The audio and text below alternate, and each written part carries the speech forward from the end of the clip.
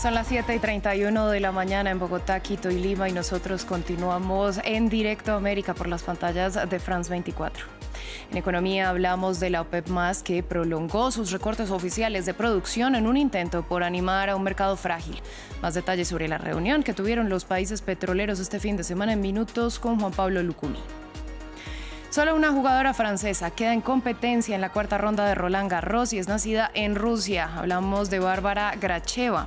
En la crónica de deportes, Natalia Ruiz Giraldo nos habla desde París de esta atleta y de la polémica que se ha generado en el segundo Grand Slam del año por los partidos nocturnos en la programación. Por ahora vamos a revisar los titulares. Claudia Sheinbaum hace historia, es la primera mujer electa presidenta en México, con alrededor del 60% de los votos según el conteo rápido. La candidata del movimiento Morena logró la victoria.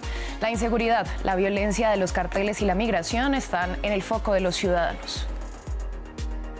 Más de una veintena de palestinos han perdido la vida en medio de los más recientes ataques en Israel en la Franja de Gaza. Esto al tiempo que el ministro de Defensa de Israel reiteró a Estados Unidos que no permitirán que Hamás siga gobernando el enclave al final de la guerra.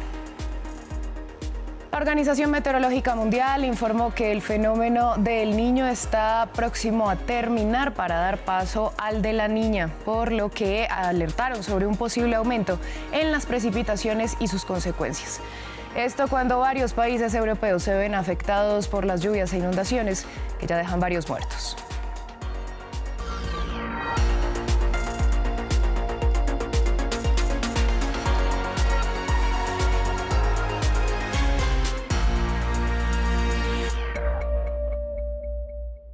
Comenzamos en México, donde Claudia Sheinbaum marcó la historia al ser electa como la primera mujer presidenta en la nación. Asumirá el cargo en octubre en un país con uno de los mayores índices de violencia de género de la región, y en su pronunciamiento tras la victoria se comprometió a continuar con la cuarta transformación del presidente Andrés Manuel López Obrador. Conectamos en Ciudad de México con Aurora Bayut, corresponsal de France 24. Aurora, es un gusto saludarla. Esta fue una larguísima noche antes de que se confirmaran estos resultados. ¿Cómo se vivió la espera? Hola, buenos días, Valentina. Y sí, efectivamente creo que se puede ver y escuchar. México está amaneciendo y está amaneciendo con un acontecimiento histórico. Pronto México se sumará a la lista de los 13 países que han puesto una mujer al frente de la nación, según los resultados oficiales del conteo rápido del Instituto Nacional Electoral. Sheinbaum logró entre un 58% y un 60%, muy por delante de su gran rival Xochitl Gálvez, que obtuvo entre 26% y 28% de los votos. De acuerdo a los números, con un 61% de participación, ese es un triunfo no solamente histórico porque es la primera mujer presidenta, sino también por ese gran apoyo que ha sabido despertar. Su triunfo también supone la continuidad, lo decías, para este proyecto de la cuarta transformación iniciado hace 6 años por Andrés Manuel López Obrador. Y para tener esos resultados sí es cierto que tuvimos que esperar un poquito, fue una larga noche, creo que se puede leer en mi cara. Sin embargo, la consejera presidenta del Instituto Nacional Electoral, Guadalupe Tadei, había avisado el domingo en la mañana que su mensaje a la nación con esos resultados preliminares sí se tendría que esperar entre las 10 de la noche y la medianoche, y justamente cuando terminó de hablar, de dar este mensaje, pues se dieron las 12 de la noche.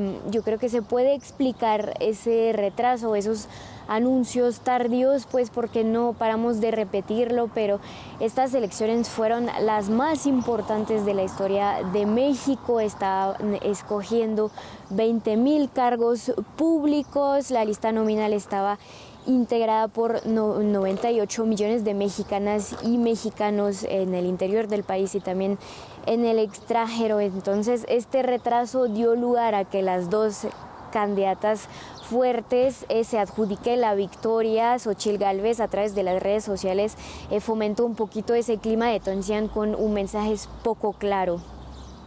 Aurora, recordamos que no eran solamente elecciones presidenciales, eran generales y además de ganar la presidencia, el partido Morena triunfó en casi todos los escenarios. ¿Cómo queda el panorama entonces? Sí, exactamente. Los resultados quizás un poco que están más inciertos eran los del gobierno de la Ciudad de México y fue una gran victoria por Morena con Clara Brugada, frente a Santiago Taboada. Se consolida también ese resultado con los obtenidos en las distintas alcaldías de la Ciudad de México, y es importante, yo creo, recordar que esa capital es como un trampolín para los diferentes jefes de gobierno, el mismo AMLO y la Sheinbaum ahora, la Claudia Sheinbaum, pasaron por la jefatura de gobierno de la Ciudad de México. Y también podemos hablar de los resultados del Congreso. Ahora Morena y sus aliados obtendrían una mayoría calificada, es decir, 2/3 partes de las curulas, tanto en la Cámara de Diputados como en el Senado. Pues Aurora, usted muchas gracias por esta ampliación. Nosotros estamos muy pendientes de lo que ocurra hoy. Además de ser la primera mujer presidenta electa de México, será la primera científica en liderar el país.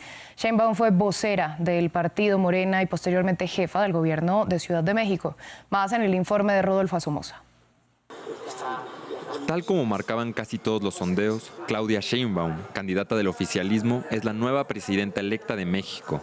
Con una amplia ventaja sobre sus adversarios, la victoria de la dirigente oficialista es histórica, al convertirse en la primera mujer que será mandataria en el país. Tengan la certeza que voy a estar a la altura de las circunstancias, que no los voy a defraudar. Anterior alcaldesa de la Ciudad de México, su carrera política surge desde antes de la fundación del Movimiento de Regeneración Nacional. Miembro fundadora del PRD, esta líder comenzó su militancia cuando era estudiante en la Universidad Autónoma de México.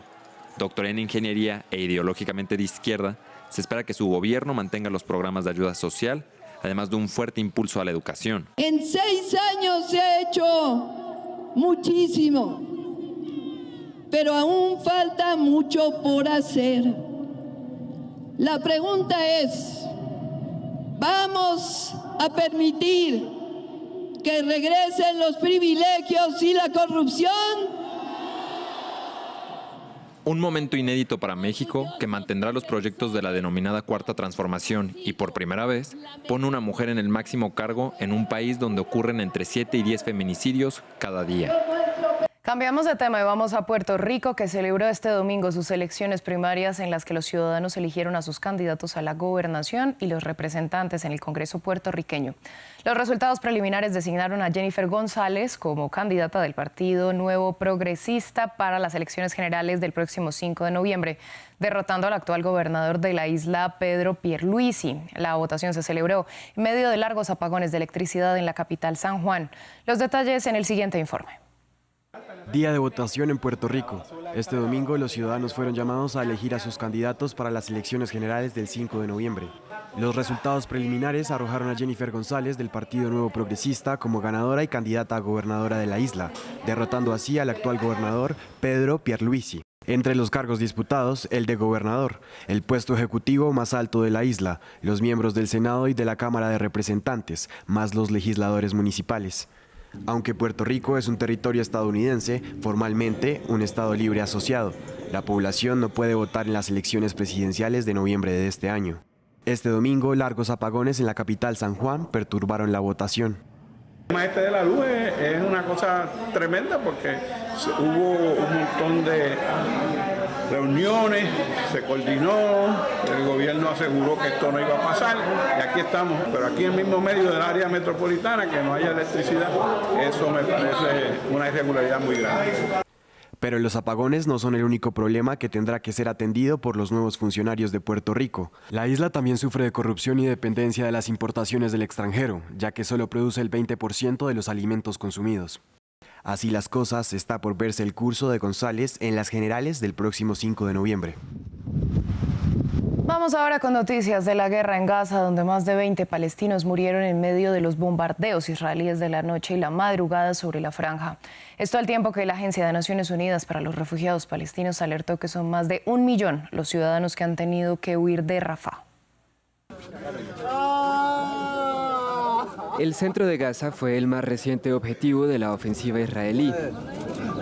Las tropas continúan sus operaciones en varias zonas del enclave, tanto por tierra como por aire. Anoche bombardearon la casa de mi tía y los objetivos eran principalmente niños, como pueden ver. Esta gente era inocente, no hicieron nada. Estaban durmiendo en su casa y 2 misiles cayeron sobre ellos. Más al norte, en Jabalia, las tropas de Israel se retiraron después de haber atacado la zona durante casi 3 semanas. Los residentes del campo de refugiados regresan y analizan cómo reconstruirlo. Queremos recuperar nuestras vidas. Nos gustaría al menos hacer un espacio entre los escombros para poder sentarnos. Podremos quedarnos aquí. Nos negamos a abandonar nuestros hogares yendo a las escuelas y otros centros de refugiados. Limpiaremos lo mejor que podamos y nos quedaremos aquí. Al sur, se ven columnas de humo elevándose sobre Rafah. A pesar de los repetidos llamados internacionales, la ciudad sigue siendo blanco de ataques. Israel insiste en que allí se refugian los últimos bastiones de Hamás. La operación en Rafah avanza también por encima y por debajo de la tierra. Las fuerzas están luchando con gran determinación y destruyendo el oleoducto de oxígeno que conecta la franja de Gaza con Egipto. Estamos estrangulando a Hamás y no le permitiremos que siga existiendo, no tener la capacidad de reforzarse, fortalecerse y armarse. Según las Naciones Unidas, más de 1 millón de personas se han ido de Rafah en las últimas semanas. La única zona que era considerada como segura y donde se refugiaban miles de palestinos que huyen de la violencia en el resto del enclave. Vamos ahora a China, que este lunes respondió a los señalamientos del presidente de Ucrania, Volodymyr Zelensky, quien había dicho el domingo que Beijing estaba ejerciendo presión sobre algunos países para que no participaran en la conferencia de paz sobre Ucrania, que se llevará a cabo en Suiza a mediados de junio. El gobierno chino aseguró que esos métodos no hacen parte de su diplomacia. Me gustaría subrayar que la posición de China sobre la convocatoria a una conferencia de paz es justa e imparcial. No está dirigida contra ninguna de las partes y ciertamente no es contra esta cumbre. Que China participe o no en la conferencia se basa enteramente en su propio juicio de la conferencia y creo que todas las partes interesadas pueden entender la posición de China.